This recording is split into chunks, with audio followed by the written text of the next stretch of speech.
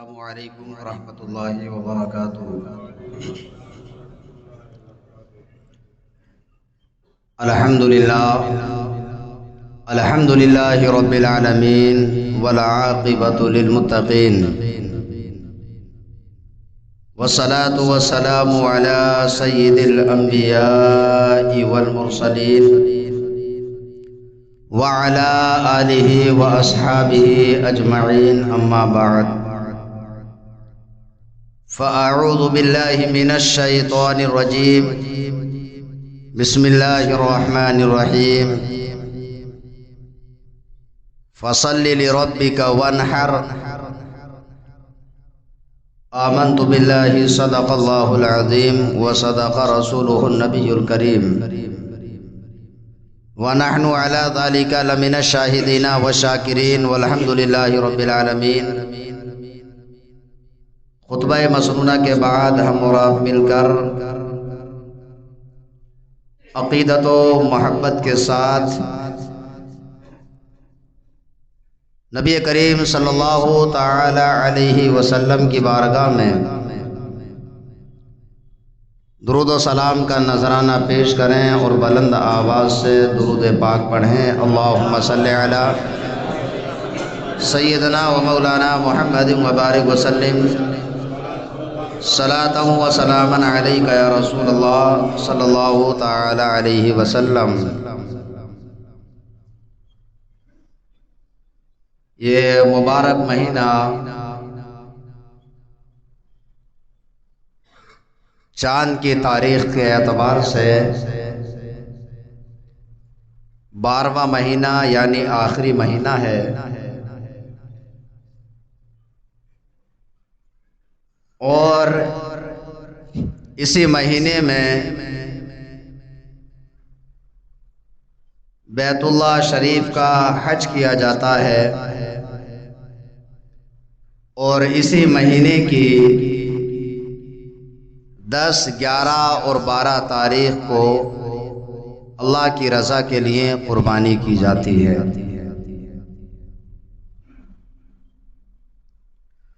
تو آج اس مختصر سے وقت میں آپ کو قربانی کے کچھ مسائل، کچھ ضروری چیزیں آپ کے گوش گزار کرنا چاہتا ہوں۔ اللہ تعالیٰ نے اپنے محبوب پاک صاحب لولاک صلی اللہ تعالی علیہ وسلم کو حکم دیا، فصل لربک وانحر، اور نماز پڑھو اور اپنے رب کے لیے قربانی کرو۔ نبی کریم صلی اللہ تعالی علیہ وسلم سے صحابہ کرام نے عرض کی، ما هذه الاضاحی یا رسول اللہ، یا رسول اللہ یہ قربانی کیا ہے؟ قال النبی صلی اللہ تعالی علیہ وسلم، سنت ابیکم ابراہیم، یہ قربانی کرنا تمہارے باپ حضرت ابراہیم علیہ السلام کی سنت ہے۔ صحابہ کرام نے عرض کی، یا رسول اللہ صلی اللہ تعالی علیہ وسلم، اس قربانی کرنے میں ہمارے لیے کیا ہے؟ قال بِكُلِّ شَعْرَةٍ حَسَنَةٍ، سرکار نے ارشاد فرمایا کہ قربانی جس جانور کی جاتی ہے اس کے ہر بال کے بدلے نیکی ہے۔ تو قربانی کرنے کا حکم اللہ رب العزت نے اپنے محبوب صاحب لولاک صلی اللہ تعالی علیہ وسلم کو دیا۔ سرکار دو عالم صلی اللہ علیہ وسلم نے قربانی کی، آپ کے بعد آپ کے صحابہ نے قربانیاں پیش کی، اور یہ اللہ رب العزت کا فضل و کرم ہے۔ قیامت تک دنیا اسی طرح چلتی رہے گی۔ آپ تھوڑا غور کیجئے کہ جس جانور کو اللہ تعالی نے حلال قرار دیا ہے، اس جانور کی دنیا میں کبھی کمی نہیں ہوتی ہے۔ اور جو جانور حرام ہے اگرچہ اس کی عمر طویل ہوتی ہے، لیکن خدا کی قدرت دیکھیے، ہونا تو یہ چاہیے تھا کہ پوری دنیا کے اندر حرام جانور نظر آتے، لیکن حرام جانوروں کی قلت ابھی بھی موجود ہے۔ تو قربانی کرنے سے نہ تو انسان کا مال گھٹتا ہے اور نہ ہی قربانی کرنے سے جانوروں میں کمی آتی ہے، بلکہ اگر کوئی انسان قربانی کرتا ہے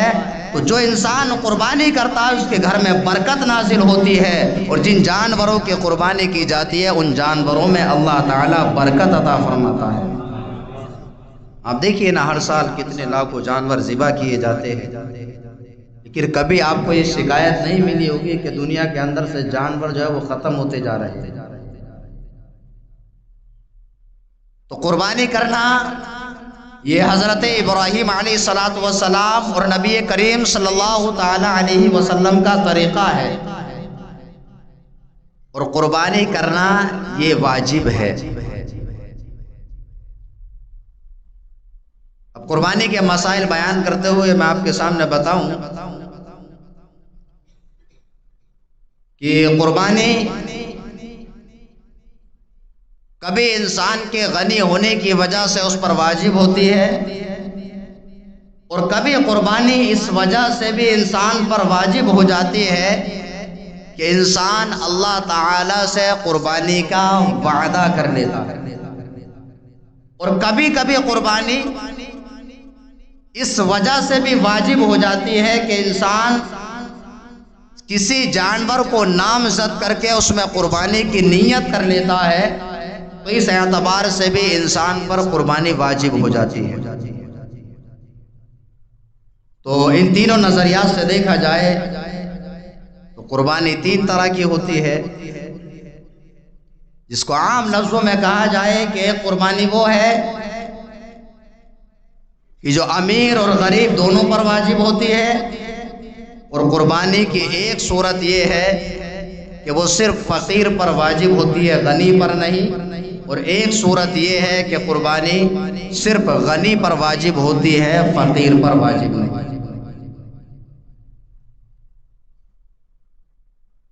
پہلی قسم جو غنی اور فقیر دونوں پر واجب ہوتی ہے وہ یہ ہے کہ انسان اللہ تعالیٰ سے وعدہ کر لے کسی چیز پر معلق کر کے کہ میرا فلاں کام ہو جائے تو میں قربانی کروں گا، اب چاہے وہ انسان امیر ہو یا غریب، اس اعتبار سے دونوں پر وہ قربانی واجب ہو جاتی ہے۔ منت جس کو بولتے ہیں، منت کو پورا کرنا واجب ہے، وہ اس لیے کہ منت کا مطلب ہوتا ہے کہ انسان اللہ تعالیٰ سے کسی چیز کا وعدہ کرتا ہے، اور اللہ تعالیٰ سے وعدہ خلافی کرنا یہ جائز ہے۔ منت دوسری طرح کی بھی ہو سکتی ہے، کچھ لوگ قربانی کی بھی منت مانگ سکتے ہیں کہ میرا فلاں کام ہو جائے تو میں قربانی کروں گا، ایک صورت تو یہ ہو گئی، اور دوسری صورت یہ ہے کہ جو قربانی فقیر پر واجب ہوتی ہے، غنی پر نہیں، وہ صورت یہ ہے کہ کسی فقیر انسان نے ایک جانور خریدا قربانی کی نیت سے، تو اس پر اس جانور کی قربانی کرنا واجب ہو جاتی ہے، برخلاف اس کے کہ اگر کوئی غنی اس جانور کو خریدتا تو اسی جانور میں اس پر قربانی کرنا واجب نہیں تھی، بلکہ وہ دوسرے کی بھی کر سکتا تھا، لیکن فقیر نے چونکہ اس میں نیت کر لی اس لیے اس کی قربانی اس کو کرنا واجب ہے۔ اور قربانی کی تیسری صورت جو عام ہے وہ یہ ہے کہ انسان اللہ تعالیٰ کا شکر ادا کرنے کے لیے کہ اللہ تعالیٰ نے اس کو زندہ رکھا، اس کو زندگی دی، حیات دی، اس کا شکر ادا کرنے کے لیے جو قربانی کرے تو یہ قربانی صرف غنی پر واجب ہے، فقیر پر واجب نہیں، اور قربانی کی یہی قسم پائی جاتی ہے زیادہ۔ تو یہ قربانی غنی پر واجب ہے، فقیر پر واجب نہیں، مطلب یہ ہے کہ غنی کسے کہتے ہیں یہ بھی جاننا ضروری ہے۔ تو فرق سمجھئے زکوٰۃ کا نصاب الگ ہوتا ہے اور قربانی کا نصاب الگ ہوتا ہے، دونوں میں بنیادی فرق ہے۔ زکوٰۃ سونے اور چاندی یا مال تجارت پر فرض ہوتی ہے، اور قربانی کا جو نصاب ہے اگر وہ 52.5 تولہ اس کی ضرورت سے زیادہ اس کے سامان میں جو سامان موجود ہے اگر اس کی قیمت ملا کر کے 52.5 تولہ چاندی کی مقدار رقم کی ہو جائے تو ایسی صورت میں وہ انسان قربانی کرنا اس پر واجب ہو جاتی ہے۔ مثال کے طور پہ کسی کے پاس رہنے کے 2 مکان ہیں، ایک مثال دے دوں، اب ایک مکان میں وہ خود رہتا ہے اور دوسرا مکان اس نے کرائے پر دے رکھا ہے، یا کسی کو ایسے ہی بطور احسان دے رکھا ہے، جو بھی ہو۔ اب اس کے پاس یہ دوسرا جو مکان ہے تجارت کے لیے نہیں ہے بلکہ ایسے ہی اس نے خرید رکھا ہے، اور اس کے علاوہ اس کے پاس مال نہیں۔ تو اب زکوٰۃ کا مسئلہ جب وہ پوچھے گا تو جواب یہ ہوگا کہ زکوٰۃ اس پر فرض نہیں، اس لیے کہ ایک مکان میں خود رہتا ہے اور ایک مکان نہ تو اس کا وہ مال تجارت ہے اور نہ ہی سونا اور چاندی ہے، تو اس لیے اس پر زکوٰۃ فرض نہیں۔ لیکن قربانی کا مسئلہ یہ ہے کہ وہ انسان ایک مکان جو خود استعمال کرتا ہے اس کی قیمت کا اعتبار نہیں، لیکن ایک مکان جو اس کے پاس میں زائد موجود ہے، اب اس کی قیمت اگر لگائی جائے 52.5 تولہ چاندی یا اس سے زیادہ کی مقدار ہو جائے تو ایسی صورت میں اس پر قربانی واجب ہو جاتی ہے۔ لب و لباب یہ ہے کہ زکوٰۃ کا نصاب الگ ہے اور قربانی کا نصاب وہی ہے جو صدقہ فطر کا ہے، اور صدقہ فطر اور قربانی میں بنیادی فرق یہ ہے کہ اگر گھر کے اندر ایک انسان اتنی ملکیت کا مالک ہے کہ جو ایک نصاب کو پہنچ سکے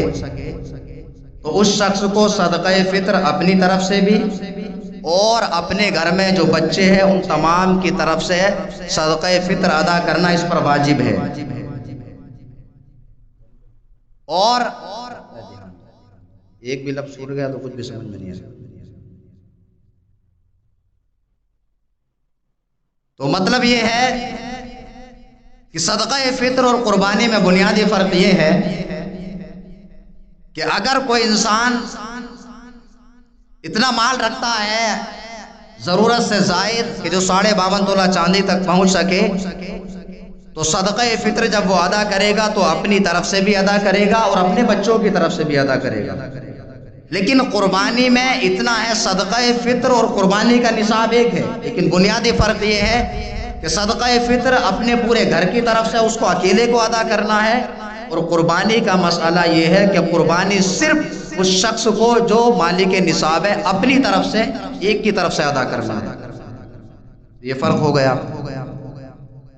اب قربانی واجب ہونے کے لیے ملکیت کے اعتبار سے تو یہ ہو گیا، اس کے علاوہ اور بھی شرائط ہیں۔ سب سے پہلی شرط ہر عمل کے لیے مسلمان ہونا ہے۔ اب کوئی انسان مسلمان نہیں تو اس پر قربانی کیسے واجب ہو؟ اسی طرح انسان کا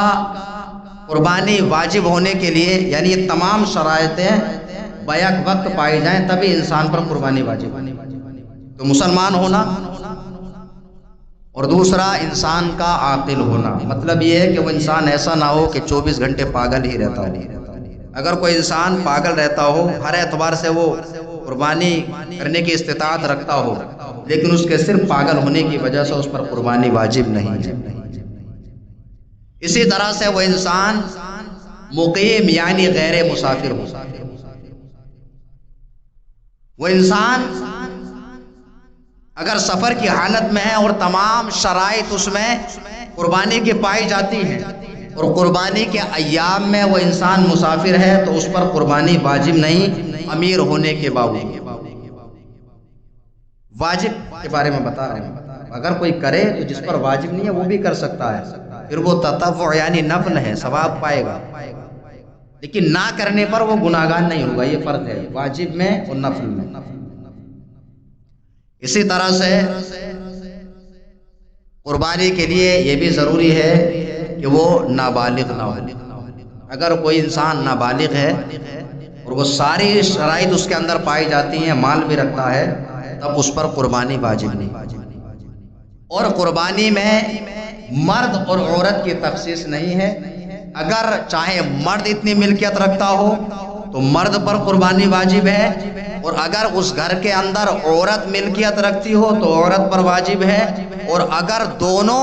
ایک نصاب کے برابر الگ الگ مالک ہوں تو الگ الگ دونوں پر قربانی واجب ہے۔ اب اسی مثال سے آپ سمجھ سکتے ہیں کہ اگر گھر کے اندر ایک فرد مالک نصاب ہے تو ایک پر قربانی واجب ہے، اور بیک وقت ایک ہی گھر کے اندر 10 افراد موجود ہیں اور تمام کے تمام بالغ ہیں اور دوسری شرائط بھی پائی جاتی ہیں اور وہ مالک نصاب ہیں، تو 10 پر قربانی واجب ہے، اور اگر پورے گھر میں کوئی بھی مالک نصاب نہیں تو کسی پر واجب نہیں۔ یہ فرق سمجھ لیجیے۔ اور ساتھ ہی ساتھ یہ بھی ذہن میں رہے کہ کچھ لوگ یہ گمان کرتے ہیں، یہ سوچتے ہیں، لوگوں میں یہ غلط فہمی ہے، اسی لیے میں نے اس کو موضوع بنایا کہ کچھ لوگ یہ سوچتے ہیں کہ پہلے قربانی والد صاحب کی طرف سے، پھر والدہ کی طرف سے، پھر جو ہے اولاد کی طرف سے کرتے ہیں۔ اگر کوئی انسان خود مالک نصاب ہے، والد مالک نصاب نہیں، ایک مثال دے رہا ہوں، تو وہ والد کی طرف سے قربانی کرتا ہے، خود کی طرف سے نہیں کرتا، تو وہ انسان ایک واجب کو چھوڑ رہا ہے، اور واجب کا چھوڑنا گناہ ہے۔ مطلب یہ ہے کہ جو انسان گھر کے اندر جتنے بھی مالک نصاب ہے سب کی طرف سے قربانی واجب ہے، اور اگر ایک مالک نصاب ہے، چاہے بیٹا مالک نصاب ہو، والد نہ ہو، اگر والد اور بیٹا دونوں مالک نصاب ہے تو دونوں پر قربانی واجب، اور اگر بیٹا مالک نصاب ہے تو باپ پر واجب نہیں، بیٹے پر واجب ہے، اور اگر بیٹا مالک نصاب نہیں، باپ مالک نصاب ہے تو باپ پر واجب ہے۔ تو اسی طرح آپ کوئی بھی مثال بنا سکتے ہیں۔ تو یہ ضروری نہیں کہ باپ کی طرف سے پہلے 7 حصے ہوں یا ایک جانور ہو، اس کے بعد جو ہے بیٹے شروع کریں گے۔ قربانی کا تعلق، اس کے واجب ہونے کا تعلق انسان کے غنی ہونے سے ہے۔ مثال کے طور پہ کسی کے والد نے پوری زندگی قربانی نہیں کی، وہ اس وجہ سے نہیں کی کہ ان پر قربانی واجب نہ ہوئی، اور بیٹا جیسے ہی بالغ ہوا، اس کے پاس ساری مالیت اور استطاعت تھی تو قربانی کے لائق وہ ہو چکا، تو یہاں پر ضروری نہیں کہ باپ کے نام سے پہلے کرے پھر اپنے نام سے، اس پر واجب ہے کہ وہ اپنی طرف سے قربانی کرے، اور اگر اس کو شوق ہے کہ باپ کی طرف سے بھی کرے تو اس کے لیے چاہیے کہ الگ سے قربانی کا انتظام کرے، چونکہ باپ کی طرف سے قربانی نفل ہے اور خود کی طرف سے قربانی کرنا واجب ہے۔ اب اسی طرح سے ایک چیز یہ بھی آتی ہے، کچھ لوگ یہ گمان کرتے ہیں کہ جس نے اپنا عقیقہ نہیں کیا ہے قربانی نہیں کر سکتے۔ یہ بھی سمجھ لیجیے آپ، عقیقہ الگ چیز ہے اور قربانی الگ ہے، دونوں میں فرق ہے۔ قربانی یہ ہے کہ اللہ کی رضا کے لیے مخصوص دنوں میں مخصوص جانور کو قربان کرنا، اللہ کی رضا کے لیے، اس کو قربانی کہتے ہیں۔ اور عقیقہ یہ بھی ثواب کی ایک صورت ہے، لیکن اس میں دن کی کوئی تخصیص نہیں، کسی بھی دن آپ کر سکتے ہیں۔ اور دوسرا فرق یہ ہے کہ قربانی شرائط پائے جانے پر واجب ہے، اور عقیقہ کرنا یہ سنت ہے، واجب نہیں۔ مطلب یہ ہے کہ اگر کوئی انسان عقیقہ کرے گا تو ثواب پائے گا، اور اگر نہیں کرے گا تو گناہگار نہیں ہوگا۔ اور قربانی یہ ہے کہ اگر قربانی واجب ہو جائے، کرے گا تو ثواب پائے گا، نہ کرے گا تو گناہگار بھی ہوگا، بنیادی فرق ہے۔ تو قربانی کا تعلق عقیقے سے نہیں ہے، اگر عقیقہ آپ کریں تو اس کا ثواب آپ کو الگ ملے گا، اور اگر آپ نے عقیقہ نہیں بھی کیا ہے اور قربانی آپ پر واجب ہے تو آپ قربانی ہی کریں، اور اگر عقیقہ کرنا چاہتے ہیں تو وہ بھی کریں، یہ مرضی ہے۔ پھر اسی طرح سے یہ قربانی کی بات ہو گئی کہ قربانی ان لوگوں پر واجب ہے، اور جب آپ قربانی کریں گے، چونکہ وقت بہت کم ہے، میں آگے بھی بتا دوں، جو سب سے زیادہ سوالات پوچھے جاتے ہیں ان تمام کو میں جلدی سے بتانے کی کوشش کر رہا ہوں۔ اب جب قربانی کریں تو قربانی کرتے ہوئے آپ نے جب یہ طے کر لیا کہ آپ پر قربانی واجب ہے، تو جس پر واجب ہے اس پر ضروری، اور اگر دوسرے کی طرف سے کرنا چاہے، چاہے بیٹے ہی کی طرف سے، تو یہ نفل ہے، وہ بھی آپ کر سکتے ہیں، لیکن دوسرا الگ سے انتظام کرنا ہوگا۔ ایسا نہیں ہو سکتا کہ آپ پر قربانی واجب ہے اور آپ نفل والے کی طرف اس کو دھکا دے دیں اور کہیں کہ اس کی طرف سے کریں، یہ تو یہ ہو گیا کہ گھر کے لیے گوشت کا انتظام ہو جائے، بیٹا بھی خوش ہو جائے۔ قربانی کا مطلب ہوتا ہے اللہ کی رضا کے لیے کرنا، شریعت کے حکم کو ماننا۔ آپ کو اپنی طرف سے واجب ہے تو اپنی طرف سے کیجئے، اور اگر بیٹے کی طرف سے خوشی ہے تو دوسرے حصے کا یا دوسرے جانور کا انتظام کیجئے۔ اب بات آ جاتی ہے کہ قربانی کرنے کے لیے جانور کیسا ہونا چاہیے، تو نبی کریم صلی اللہ علیہ وسلم نے ارشاد فرمایا سمنوا ضحایاکم، یعنی تم قربانی موٹا اور فروا جانور میں کرو، اس لیے کہ قیامت کے دن یہ جانور تمہاری سواری بن کر کے آئیں گے۔ تو قربانی کا یہ مطلب نہیں ہے کہ ہر مرے پورے جانور میں قربانی کر لو، جا کر کے سستے سے سستا ہو جائے۔ اگر آپ پر استطاعت ہے تو اچھی سے اچھی قربانی کیجئے، اور کم سے کم زیادہ بھی نہیں کر سکتے تو اتنا تو کر لیجئے اپنی آنکھوں سے دیکھ کر کے کہ کم سے کم جس جانور میں آپ قربانی کر رہے ہیں وہ جانور قربانی کے لائق ہے بھی یا نہیں۔ اگر وہ جانور قربانی کے لائق نہیں ہے تو آپ کی قربانی نہیں ہوگی، چاہے وہ عمر کے اعتبار سے ہو یا کسی عیب کے اعتبار سے ہو۔ اگر وہ جانور جو عمر شریعت نے مقرر کی ہے اس سے کم عمر کا ہے تب بھی قربانی نہیں ہوگی، اور اگر اس جانور میں کوئی ایسا عیب پایا جاتا ہے کہ جو قربانی کرنے کے لائق وہ جانور نہیں رہا تو ایسی صورت میں بھی آپ کی قربانی نہیں ہوگی۔ تو اس لیے جب قربانی کریں تو خوش دلی سے کریں، بوجھ اتارنے کے لیے نہیں۔ اللہ کے رسول صلی اللہ تعالی علیہ وسلم نے ارشاد فرمایا کہ آپ جو کھاتے پیتے ہو یہ بھی آپ کے کام آتا ہے، اور جو آپ بچا کے رکھتے ہو یہ آپ کا برباد جاتا ہے، سمجھ لیجیے، اور جو آپ نے ثواب کے لیے آگے بھیج دیا وہی آپ کے کام آئے۔ نبی کریم صلی اللہ علیہ وسلم نے ارشاد فرمایا کہ اللہ تعالیٰ کو قربانی کے دنوں میں خون بہانے یعنی قربانی کرنے سے زیادہ پسندیدہ عمل کوئی نہیں، اور جب کوئی انسان قربانی کرتا ہے تو اس جانور کا خون بہنے سے پہلے پہلے مقام قبولیت میں وہ پہنچ جاتا ہے۔ تو آپ مجھے بتائیے اگر آپ کسی کو کوئی چیز تحفہ دیں تو بیکار تحفہ دیں گے؟ اچھا دیں گے، قربانی بھی اچھی کیجیے اس لیے کہ آپ آگے بھیج رہے ہیں۔ تو قربانی کے لیے جانور جو ہوتے ہیں 3 طرح کے ہوتے ہیں، ایک اونٹ ہوتا ہے، اور دوسرا حیوان ممنوع ہوتا ہے اور اس کی قسمیں، اور ایک جو ہے وہ چھوٹا جانور ہوتا ہے، بکری ہو، بکرا ہو، دمبا ہو یا پھر مینڈا ہو یا بھیڑ ہو، نر اور مادہ دونوں ملا کر کے۔ ان کی عمریں جاننا بھی ضروری ہے۔ آج لوگ کیا کرتے ہیں کہ کچھ لوگ بڑے چلاک ہوتے ہیں، چتر ہوتے ہیں، وہ کیا کریں گے، کچھ لوگ ہاتھ سے دانت اکھاڑ دیتے ہیں، کیونکہ لوگوں نے ایک نظریہ بنا لیا کہ جس جانور کے دانت جو اکھڑ گئے تو وہ جو اس کی عمر ہو گئی، حالانکہ ایسا نہیں ہے۔ یہ دونوں اعتبار سے ہو سکتا ہے، کبھی ایسا ہوتا ہے کہ جانور کی عمر پوری ہو جائے اور اس کے دانت نئے نہ آئے، اور کبھی ایسا بھی ہوتا ہے کہ عمر پوری نہیں ہوئی اس سے پہلے ہی دانت آ گئے۔ یہ تو انسانوں میں بھی ہوتا ہے، کسی کے جلدی آ جاتے ہیں، کسی کے دیر سے۔ تو قربانی میں عمر کا اعتبار ہے، تو اونٹ کی عمر کم سے کم 5 سال ہونا چاہیے، اس سے کم ہے تو قربانی نہیں ہوگی۔ اور بھینس اور بھینسا یہی بولتے ہوئے جاموس، اس کی عمر کم سے کم 2 سال ہونا چاہیے، اس کا نر ہو یا مادہ ہو تو اس کی عمر کم سے کم 2 سال ہونا چاہیے۔ 2 سال سے اگر کم عمر ہے تو اس کی بھی قربانی نہیں ہوگی۔ اسی طرح سے بکری اور بکرے کی عمر جو ہے کم سے کم 1 سال ہونا چاہیے، کم سے کم، اس سے زیادہ ہے تو افضل ہے، لیکن اتنا بوڑھا نہ ہو کہ چل بھی نہ سکے، اب اس کی قربانی بھی منع ہے۔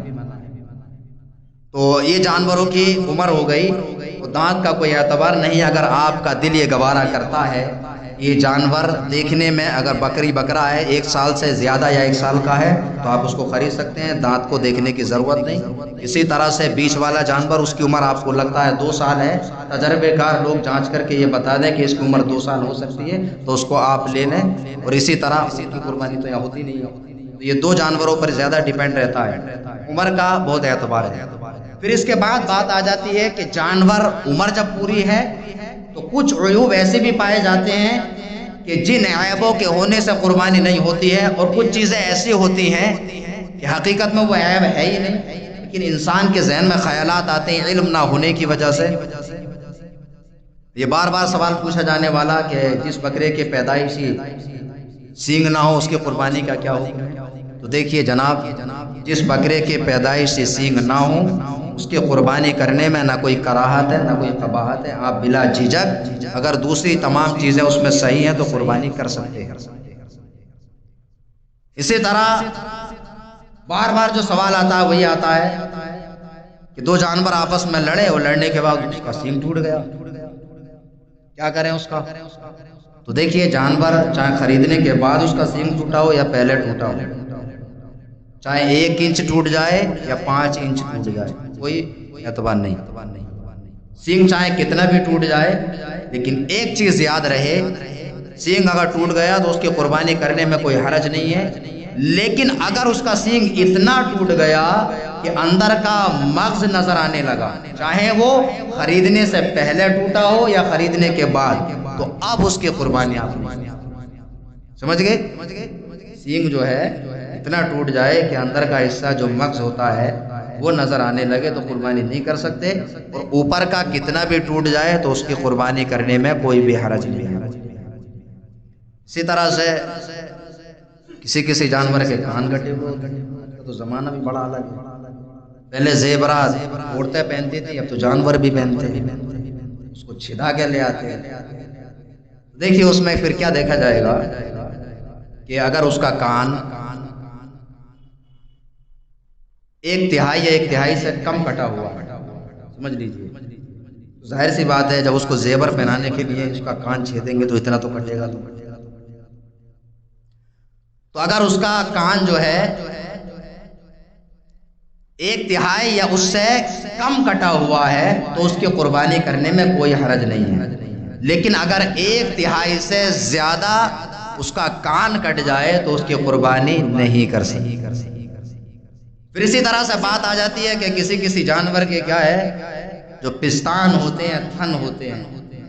ایک سوکھا ہوا ایک صحیح ہے،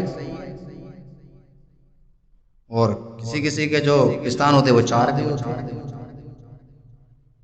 دیکھیے سیدھا سا اس میں مسئلہ یہ ہے کہ اگر وہ بکری ہے اور اس کا ایک پستان خراب ہے تو اس کی قربانی نہیں ہو سکتی، اس کو سمجھیے، کیونکہ اس کے 2 ہی پستان ہوتے ہیں، اگر ایک خراب ہو گیا تو آدھا خراب ہو گیا، 1/3 سے زیادہ ہو گیا، اور اگر وہ بھینس ہے اور اس کا ایک پستان خراب ہے تو اس کی قربانی ہو جائے گی، اس لیے کہ اس کا 1/4 میں ہے پایا گیا۔ اگر اس کے بھی 2 خراب ہوں تو چونکہ 1/3 سے زیادہ ہو گیا، آدھا ہو گیا، اس کی قربانی نہیں ہو سکتی۔ پھر اسی طرح سے ایک مسئلہ بتا کر کے میں اگر ختم کر دوں، کبھی لوگ بکرے لاتے ہیں، بکرے لانے کے بعد ہونے کی بات کسی کا بکرا مر جاتا ہے، کسی کا لنگڑا ہو جاتا ہے، تو یہ اس لیے بتا رہا ہوں کہ ایک صاحب کا میرے پاس پچھلی بار فون آیا، انہوں نے کہا کہ میں نے بکرے لیے اور وہ بکرے جو مر گئے، اب میں کیا کروں؟ انہوں نے کسی سے مسئلہ پوچھا تھا تو انہیں مسئلہ بھی کسی نے الٹا بتا دیا، انہوں نے کہہ دیا کہ آپ نے تو قربانی کی نیت کر لی تھی نا، تو نیت ہی کافی ہے، آپ کی قربانی تو ہو گئی۔ ارے مرے ہوئے کی قربانی ہوگی؟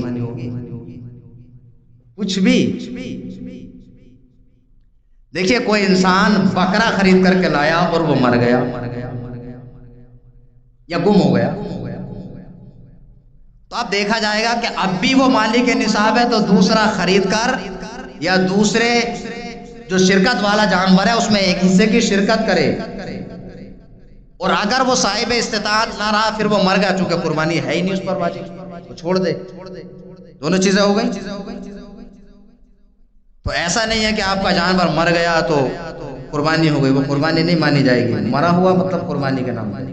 تو یعنی آپ کو دوسرا خریدنا ہوگا، اگر پھر بھی استطاعت رکھتے ہیں اور استطاعت نہیں رکھتے تو قربانی ساقط ہو گئی۔ اور ایک صورت یہ ہے کہ جانور مرا تو نہیں بلکہ کیا ہو گیا، اس کے اندر کوئی ایسا عیب آ گیا خریدنے کے بعد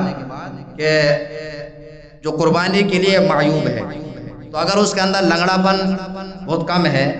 کہ وہ قربان گاہ تک چل سکتا ہے تو اس کی قربانی کرنے میں کوئی حرج نہیں ہے، اور اگر وہ زیادہ ہی مطلب لنگڑا ہو گیا کہ چل بھی نہیں سکتا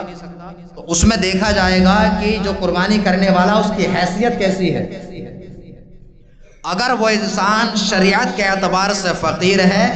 تو اس کو چاہیے وہ اسی کی قربانی کر دے، اور اگر وہ شریعت کے اعتبار سے غنی ہے تو اس پر بھی ضروری ہے کہ اس بکرے کو چھوڑ دے، دوسرا بکرا لائے اس کی قربانی کرے۔ تو میں سمجھتا ہوں آپ نے بہت ساری چیزیں سمجھ لی ہوں گی۔ ایک تو یہ کہ ایسا نہیں ہوتا ہے کہ پہلے باپ کے نام سے پھر ماں کے نام سے، اگر گھر میں جتنوں پر قربانی واجب ہے، جب تک واجب رہے گی تب تک آپ کو کرنا ہے۔ اب اسی طرح سے مرحوم کی طرف سے آپ کرنا چاہتے ہیں تو اس کے لیے الگ سے انتظام کرنا ہوگا دوسرے حصے کا یا دوسرے جانور کا۔ تو جس پر واجب ہے اس پر واجب ہے، اور جس پر واجب نہیں اگر وہ بھی قربانی کرنا چاہے یا اس کی طرف سے کوئی اور کرنا چاہے تو کر سکتے ہیں۔ اللہ رب العزت کی بارگاہ میں دعا ہے کہ پروردگار عالم ہم تمام کو اعمال صالحہ کی توفیق عطا فرمائے اور ہماری قربانیوں کو اپنی بارگاہ میں قبول فرمائے، آمین۔ وآخر دعوانا ان الحمد للہ رب العالمین۔ السلام علیکم ورحمۃ اللہ وبرکاتہ۔